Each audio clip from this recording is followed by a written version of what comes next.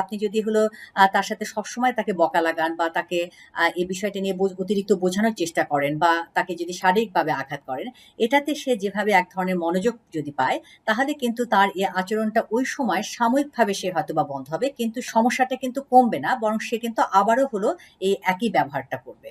আবার অন্য ক্ষেত্রে আপনি যখন সে জেদ করছে, জেদ করার ফলে সে যখন হলো আপনি তার মানে বিষয়টাকে আচরণটাকে স্যাটিসফাই করে দিচ্ছেন। অর্থাৎ সে হয়তোবা একটা খেলনা কেনার জন্য সে জেদ করছে।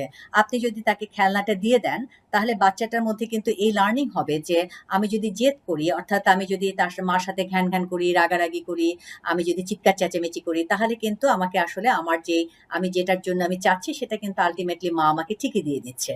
অর্থাৎ হলো এটাকে আমরা বলছি হলো জেদে প্রশ্রয় দেওয়া বা জেদকে কিন্তু একভাবে অ্যাটেন্ড করা। যার কারণে পরবর্তীতে কিন্তু সে আবারও যখন অন্য কোনো কিছুর প্রতি সে বায়না করবে, সে একইভাবে কিন্তু সে আচরণটা করবে। বাচ্চারা